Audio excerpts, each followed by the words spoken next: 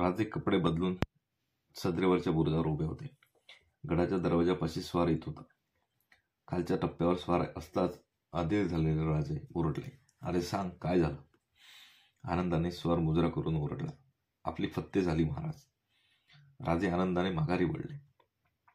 गडावर आनंद मावत नव्हता. त्याच वेळी वाई, सुपे, शिरवळ, सासवड या सर्व ठिकाणी खानाच्या सैन्यावर मराठी सेना तुटून पडली होती. राजे सदरेवर आले. खानाचे मस्तक सारे पाहत होते. राजे संभाजी कावजीला म्हणाले, "अरे, आम्ही तुला आधीच सांगितलं होतं की बळापेक्षा बुद्धी वापर. मी सांगेन तेवढंच कर. या जीवानं बघ, सांगितलं तेवढं काम कसं चोख पार पडलं." खानाच्या वारानं आमच्या मस्तकावर जखम झाली होती. आम्ही थोडे बेसावत होतो, पण जीवानं आमच्याकडे मुळीच लक्ष दिलं नाही. त्यानं लक्ष ठेवलं सय्यद बंडावर. जीवानं थोडी जरी कुचराई केली असती तरी आज आम्ही विजय मिळवूनही इथं दिसलो नसतो. तू मात्र आमची पाठ सोडून खानामागे धावलास. आज्ञा नसता उत्साहाच्या भरात खानाचं मस्तक घेऊन आलास. संभाजी, अशा प्रसंगी क्षणाला फार महत्त्व असतं. अरे, खान कुठं पळत होता? सदरेवर आलेल्या गोपीनाथांच्या कडे लक्ष जाताच राजांच्या चेहऱ्यावर हास्य विरसले. पंतांनी राजांना मिठी मारली. राजा प्रजेचे अंतर सरल्याचा तो क्षण होता. दोघे मुसद्दी एकमेकांच्या मिठीत असूनही काही बोलत नव्हते. राजे म्हणाले, "पंत, तुम्ही दिसला नाही. आमचं मन चिंताग्रस्त झालं." "राजे, तुम्ही निघालात पण पाऊल उचले ना. तुम्ही जातात येसाजींनी जीवाच्या बाजीनं वाटा रोखल्या. कळसूत्री भावल्यांसारखे आमचे वीर चारही बाजूंनी प्रकटले. एकाच कापाकापी सुरू झाली. वर आलेला एकही माणूस खाली उतरत नाही हे सारे पाहत होते. तोच तो झाली. त्या क्षणी माझी हातात आली होती. येसाजींसह आम्ही खाली उतरलो. राजे, गडाखाली कैद आणले आहेत. आपण चलावं." राजां सर्वांच्या सह गड उतरले. अफजल खानाचे दोन्ही पुत्र भयभीत झाले होते. खानाच्या अटक झालेल्या सरदारांनी जीवाची आशा सोडली होती. येसाजींची पाठ थोपटीत राजे म्हणाले, "येसाजी, युद्ध संपलं, वैर संपलं. अटक झालेल्या सर्वांना मानानं पाठवा. चला." मशाली पिटवल्या गेल्या. माशीपर्यंत राजे गेले. जखमींना पाहिले. लढाईत कामी आलेले वीर शेल्याखाली झाकून ठेवले होते. राजांचे पाय तिथे अडकले. दीर्घ निश्वास सोडून राजे गडावर परत आले. गडावर खानाचा मोडदा आणला होता. तो पाहताच राजे म्हणाले, "ज्या म्लेच्छांना आमच्या कुलदैवतास उपद्रव केला त्या या म्लेच्छांचं मस्तक महासाहेबांना पाहण्यासाठी पाठवा. राजगडाच्या वेशीत त्या मस्तकाला जागा द्या. जिथं खान पडला, बंडा सय्यद पडला, त्या जागी या विजापूरच्या सेनापतीचं यथोचित दफन करा." झोप केव्हाच उडून गेली होती. पारावरचे मावळे विजयी संपादन करून राजांचे कौतुक ऐकायला गडावर येत होते. नेहमी सूर्यास्ताबरोबर बंद होणारे दरवाजे ताड मोकळे होते. यात्रेच्या दिवशी दिसणाऱ्या भक्तांच्या वर्दळीप्रमाणे गड गजबजून गेला होता. डोक्यावर सप्तमीचे पिठूर चांदणे ठाकले होते. पार तळापासून गडापर्यंत मशाल्यांची रांग लागली होती. साऱ्या जावळी खोऱ्यात दीपोत्सव केल्याचा भास होत होता. मध्यरात्रीच्या आधीच वाई फत्ते झाल्याची बातमी गडावर आली होती. जिजाबाईंना दाखवण्यासाठी खानाचे मस्तक घेऊन जीवा महाल गडाच्या वाटेला लागला होता. राजगडावर पळापळांनी घटका सरत होती. मंद गतीने प्रहर उलटत होते. साऱ्या राजगडाचा परिसर नेहमीप्रमाणे वावरत असूनही विचित्र शांतता सर्वत्र पसरली. सारे व्यवहार कसे चुपचाप होते. गडावरच्या प्रत्येक देवळात अभिषेक चालू होते. फिरंगोजी उत्तरेच्या बुरुजावर मध्यान्हापासून बसून होते. सारांचे लक्ष प्रतापगडाच्या दिशेला लागले होते. बाहेर जी शांतता होती तीच वाड्याच्या परिसरात नांदत होती. जिजामाता मात्र देवळातच होत्या.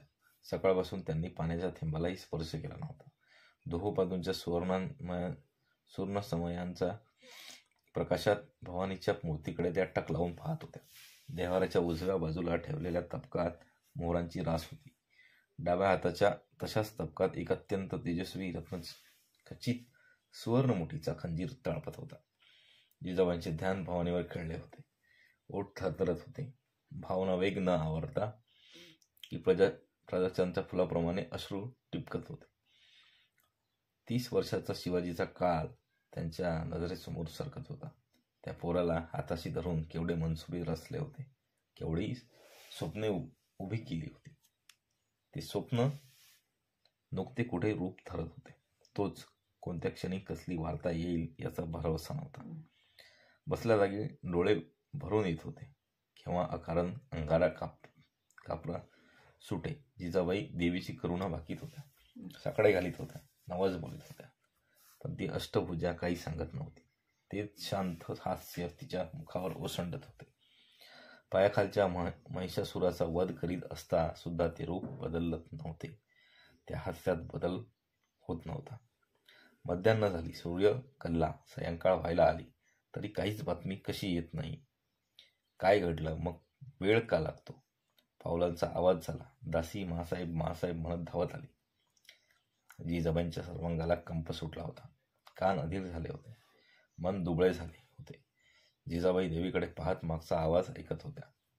पावले नजीक आली. दासी थापा टाकीत आली, म्हणाली, मासाहेब, आनंदाची बातमी. राजे गडावर पोचले, तोफ झाली. त्याच वेळी गडावरच्या तोफेनं ही बातमी जाहीर केली. साऱ्या गडावर आनंद उसळला. जिजाबाईंनी देवीपुढे मस्तक टेकले. वद्या उठल्या. आनंदाची बातमी सांगायला आलेल्या दासीला त्या म्हणाल्या, ये. दासी पुढे झाली. जिजाबाई म्हणाल्या, ओटी कर. दासीने ओटी पसरली. जिजाबाईंनी कष्टाने मोरांचं तबक उचलले. ते तबक दासींच्या ओट्यात रिते होऊ लागले. वाढत्या भाराने जेव्हा दासी वाकत होती तेव्हा जिजाबाई सरळ होत होत्या. जिजाबाईंनी तबक रिते केले आणि डाव्या हाताच्या तबकातील रत्नजडित कट्यार मस्तकी लावून देवीच्या पायाजवळ ठेवून दिले. गडावर एकच आनंद उसळला होता. राजस्त्रिया आनंदाने बेभान होऊन संभाजीला उराशी कवटाळीत होत्या. मुख्यांचा वर्षावांनी संभाजींचा जीव गुदमरत होता. राजगडावर पहाट झाली. फिरंगोजींनी जीवा महाल आल्याची वर्दी पाठवली. जिजाबाई सदरेवर आल्या आणि त्यांचे पाऊल तबकले. सदरेवर आनंदित मुद्रेने जीवा महाल उभा होता. सदरेवर आच्छादलेली थाळी होती. मुजरा करून जीवा महाल म्हणाला, महासाहेब, राजे सुखरूप आहेत. खानाचा पुरा बिमोड झाला आहे. राजे मागोमाग येत आहेत. आपली खात्री पटावी म्हणून हे राजांनी पाठविले आहे. गडाच्या वेशीतल्या कोनाड्यात हे ठेवायला सांगितले आहे. जीवाने आच्छादन उचलले. सर्वांचे स्वार अवरोधले केले. जिजाबाई स्थिर नजरेने ते मस्तक निरखित होत्या. हाच तो अफजल ज्याने स्वारींच्या हातात बेड्या चढविल्या होत्या. हाच तो अफजल ज्याने संभाजींचा बळी घेतला होता. राजांना नेस्तनाबूत करायला हाच आला होता. यानेच गेले कैक महिने साऱ्यांची निद्रा उडवली होती. हाच तो पापी ज्याची मुजल तुळजाभवानीवर घाव घालण्यापर्यंत पोहोचली. जिजाबाईंनी आपला संताप आवरला. त्या म्हणाल्या, फिरंगोजी, झालं गेलं होऊन गेलं. राजांच्या आज्ञेप्रमाणे इज्जतीनं या मस्तकाचं गडाच्या वेशीत दफन करा. आपला शत्रू असला तरी तो सेनापती होता. निधड्या छातीचा होता. सत्तेच्या अहंकारानं आणि धर्माच्या कैफानं त्याचा बळी गेला. त्याच्याबरोबरच वैरही संपलं. खानाच्या मस्तकाची व्यवस्था लावून झाल्यावर राजांच्या स्वागताची तयारी सुरू झाली. गडाच्या प्रथम दरवाजावर तोरण चढवले. तेथून वरपर्यंत तोरणे लागली होती. गडावर ठाई ठाई गुड्या उभारल्या होत्या. 2 प्रहरी राजे गडावर येत असल्याची वर्दी आली. सणासुदीचे कपडे करून सारे राजांची वाट पाहत होते. धुळीचा लोट उडताना दिसू लागला. गडाच्या पायथ्याशी राजे थांबले. फिरंगोजींनी धावत येऊन राजांना मिठी मारली. राजे पायांवर पाणी घेऊन 1,500-2 हजार शिबंदीसह गड चढू लागले. नगाऱ्यावरच्या टिपरीने राजे गडी आल्याची वर्दी दिली. देवीचे दर्शन घेऊन राजे बालकिल्ल्यात आले. वाड्याच्या दरवाजापाशी राजस्त्रिया आरत्या घेऊन उभ्या होत्या. त्यांचा स्वीकार करून राजे आत आले. जिजाबाईंना पाहताच राजे उभे राहिले. जिजाबाईंच्या डोळ्यात अश्रू गोळा होत होते. चेहऱ्यावर कौतुक होते. त्यांनी राजांना मिठीत घेतले. अश्रू आवरेनात. राजे म्हणाले, महासाहेब, आम्ही आलो आपल्या आशीर्वादानं आणि भवानी कृपेनं सुखरूप आलो. डोळ्यात पाणी आणायची ही वेळ नव्हे. जिजाबाईंनी डोळे टिपले. त्या म्हणाल्या, अरे, दुःखाच्या वेळीच डोळ्यात अश्रू येतात हे कोणी सांगितलं? आनंदाच्या वेळीही येतात. ते अश्रू पाहण्याचं भाग्य लाभलंय आम्हाला. शंभूबाळ आले. राजांनी त्यांना कवटाळले. राजांच्या आगमनाबरोबर सारा गड भरून गेला. राजांनी जखमदार भरविला. ते जखमी झाले. त्यांना दौलत वाटली. पराक्रम गाजू यांना मानसन्मान दिला. जी कामी आले त्यांना नेमणुका दिली. खानाच्या मोहिमेत राजांना 75 हत्ती, 4000 घोडी, 1200 उंट, त्याखेरीज शेकडो तोफा, उंची कापड, जड जवारीत आणि अगणित संपत्ती मिळाली. खानाचे 3000 लोक कापले गेले. राजांचे शेकडो कामी आले होते. खानाने काबीज केलेला राजांचा मुलूक एका दिवसात मोकळा केला गेला. सगळीकडून नुसत्या विजयाच्या वार्ता विजयी वीर गडावर येत होते. जिजाबाई म्हणाल्या, राजे तुम्ही दिसावं म्हणून किती नवस बोलले होते ते मला माझे आठवत नाही. जेवढे आठवतात तेवढे नवस फेडल्या गेले. आता कुठं जाऊ नका. राजे हसले. ते म्हणाले, मासाहेब तसं करता आलं असतं तर आनंदच झाला असता, पण ही सुवर्ण संधी कोण दावली? विजापूरचा बलाढ्य सेनानी आपल्या सैन्यासह धुळीला मिळाल्याची वार्ता ऐकून विजापूर दरबारानं हाय खाल्ली असेल. याचा फायदा घेऊन आम्ही आजच मोहिमेवर निघणार आहोत. विजापूरकरांचे उरलेले गड ताब्यात घेण्याचा हाच मोका आहे. राजे क्षणभर थांबले. एक निराळीच त्यांचा विचार त्यांच्या मनात प्रकट झाला. मासाहेब, हा काही फारसा मोठा विजय नाही. हे चढाईच्या धोरणात जिंकलेलं एक प्यादं आहे. खऱ्या लढाईला अजून अवकाश आहे. अफजल म्हणजे गोमेचा पाय आहे. हा मोडल्यानं काशी सुरक्षित होत नाही. आमच्या विजयाचं नातं औरंगजेबाच्या पराजयात गुंतलं आहे. आणि दुसऱ्या दिवशी राजे आपल्या फौजनीशी मोहिमेला बाहेर पडले. राजांना दिसत होता किल्ले पन्हाळा. जिजाबाईंचा निरोप घेऊन राजे वाईला आले. खानाच्या परिवर्त्यासाठी मुलूक पसरलेल्या सैन्याने वाईला जपण्याचे हुकूम आधीच सुटले होते. त्यानुसार राजांची पूजाई फौज वाईला गोळा झाली होती. राजे वाईला पोहोचले तेव्हा भक्कम दळाचे त्यांना दर्शन घडले. हजारो घोडे, हजारो पायदळ राजांची वाट पाहत होते.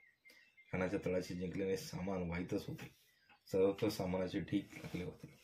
लहानपणीपासून ते शामियाने डेऱ्यांपर्यंतचे छावणीचे सर्व सामान हाती आले होते.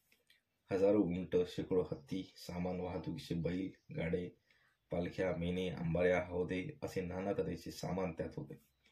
हत्यारांची, बंदुकींची, लहान मोठ्या तोफांची मोजदाद करणेही कठीण जात होते. पुणे, सोफे भागातील जिंकलेले सामान दस्तनासाठी वाईकडे अजून येतच होते. त्या सर्व सामानाचा बंदोबस्त करण्यासाठी राजांनी स्वतंत्र अधिकारी नेमले. विजयी सेनापती नेताजी पालकर मुजऱ्याला आले. राजांनी त्यांना मानवस्त्रे देऊन सन्मान केला. राजे म्हणाले, काका तुमचा पराक्रम ऐकून आम्हाला आनंद वाटला.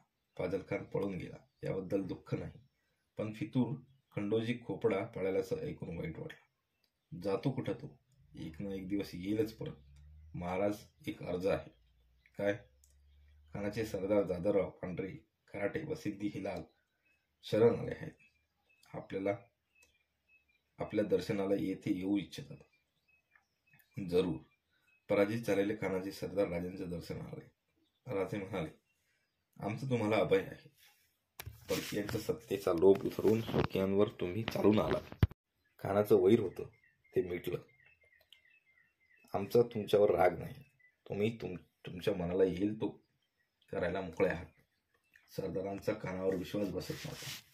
जाधव पुढे होऊन म्हणाले, राजे, जोवर कोणी शास्त्र नव्हता तोवर पातशाहीची चाकरी केली. आता स्वराज्यासाठी पराक्रम कारणी लागावा असं आमच्या सर्वांच्या मनात आहे. पायांजवळ चाकरी करण्याचं भाग्य स्वराज्याला मिळेल तेवढी मदत हवी आहे. तुम्ही आलात तर आम्हाला आनंदच आहे. आमचं बळ आणखीन वाढलं असं आम्ही समजू. जाधव पांढरे खराटे आनंदाने राजांच्या फौजेत सामील झाले. सिद्दी हिलाल मात्र कावराबावरा होऊन उभा होता. राजे हसले. सिद्दी हिलाल जवळ जाऊन ते म्हणाले, हिलाल, तुमची पोलादी चढप आम्हाला माहीत आहे. कोणत्याही धर्माशी आमचं वैर नाही. आमच्या पदरी जसे हिंदू आहेत तसेच मुसलमानही आहेत. तुम्ही आम्हाला मिळाला त्या परता आनंद नाही. भारावलेल्या सिद्दी हिलालाने राजनिष्ठेची तलवार राजांच्या पायी ठेवली. राजांनी ती उचलून आपल्या हातांनी सिद्धीच्या दुशीला होवली. राजे सरदारांना म्हणाले, आज आम्ही कूच करणार. तुम्ही सर्व जिथं होता तिथंच राहा. हा सर्व मुलूक सांभाळा. आम्ही मुलुकगिरीतून परत येईपर्यंत या मूर्खाची जबाबदारी तुमची. तुम्ही आम्हास इमाने वर्ताल तर आम्ही तुम्हास अंतर देणार नाही. परत येऊ तेव्हा तुमचं काम पाहून मुद्दा मान देऊ. शरणागत आलेल्या खानाच्या सैन्याला राजांनी आपल्या सैन्यात सामील करून घेतले. राजांनी मोरोपंतांना आज्ञा केली. पंत, पुणे, इंदापूर, चाकण, सुपे, बारामती या भागातील हिंदू व मुसलमान यांना जी इमान आहेत अफजलखाना आधी चालत आली आहेत त्यांना धक्का लागू नका. ती तशीच चालवा. आम्ही मुलुगिरीतून आलो ही आम्हाला आठवण द्या. तसे हुकूम आम्ही जारी करू. नेताजींकडे वळून राजे म्हणाले, नेताजी काका, कूच करण्याचा डंका वाजवायची आज्ञा द्या. महाराज, क्षमा असावी, पण बेत कळला नाही. तुम्ही तर सेनापती, तुमच्यापासून बेत दडवून ठेवून कसं चालेल? खानानं आमच्या मुलखाला जो उपद्रव केला त्या मुलखाची भरपाई आदिलशाही मुलखातूनच झाली पाहिजे. त्यासाठी विजापूर मुलखात खंडण्या वसूल करण्याचा आमचा इरादा आहे.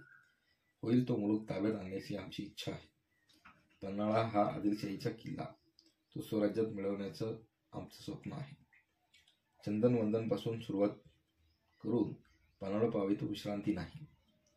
नेताजीने हर्षभरीत होऊन कुचाच्या नगाऱ्यांची इशारा दिली. सारीबाई नगाऱ्यांच्या आणि तुताऱ्यांच्या निदानानं गरजू लागली.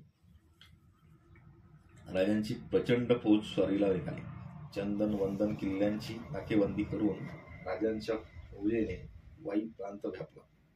दक्षिणेकडे खटाव, मायानी, वाळवे, कराड या भागात खंडणी वसवलेली. तेथून राजांनी सुपे गाठले. उरण खोळेपर्यंतचा सर्व भाग राजांनी घेतला. अफजलखानाच्या मृत्यूची व भयंकर पराजयाची वार्ता कानी पोहोचते तोच मागून शिवाजी आला ही बातमी घेऊन धडकते. सारे बळ क्षणात सरवून जाई आणि राजांच्या पुढे शरणागती पत्करण्याची चुरस लागे. राजांची फौज चारी वाटांनी विजापूरकरांना मुलखात खंडण्या वसूल करीत होती. राजे एकामागोमाग एक विजय संपादन करीत कोल्हापुरात पोचले. कोल्हापुरापासून पन्हाळा अवघ्या 4 कोसांवर. जे स्वप्न राजे उराशी धरून आले होते ते आता अवघ्या 4 कोसांवर होते. राजांची फौज पन्हाळ्याच्या दिशेने उधळली. राजांच्या फौजेने पन्हाळ्याला वेढा घातला. पन्हाळ्याचा किल्लेदार आपल्या तुटपुंज शिबंदी निशी गडाचे दरवाजे बंद करून घेऊन बसला होता. धीर करून त्याने तोफांचे मोर्चे टाकले. गडावरून गोळे सुटू लागले. विजयाने धुंद झालेली राजांची फौज तटाला फेडू लागली. बाणांनी बंदुकांनी गडावरची माणसे टिपू लागली. किल्लेदारांचे अवसान जात होते. पन्हाळ्याच्या वेळाची दुसरी रात्र आली आणि मराठी फौजेने तटाला शिड्या लावल्या.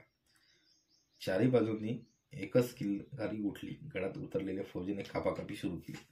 गडाचे दरवाजे उघडले आणि हर हर महादेवाच्या गर्जनेत भर रात्री मराठी फौजेने पन्हाळा काबीज केला. राजे आपल्या छावणीतल्या शामियानात फेऱ्या घालत होते. बातमीची वाट पाहत होते. भर रात्रीच्या समयाला जिची राजे वाट पाहत होते ती बातमी घेऊन स्वार पथक आले. पन्हाळा काबीज झाला आहे. राजांनी बातमी आणणाऱ्या सैनिकांना बक्षीस वाटले. येसाजी आनंदाने म्हणाला, राजे, आपण विश्रांती घ्यावी. आम्ही गडावर पुढे जातो. येसाजी, गड पाहायला तुमच्या इतकेच आम्हीही उत्सुक आहोत. आम्ही पण गड पाहायला येऊ. पण महाराज, रात्र आहे, आपल्याला विश्रांती. येसाजी, या बातमीसारखी दुसरी विश्रांती कुठली? आमचा सारा थकवा गेला आहे. जीव उतावीळ आहे तो गड पाहायला.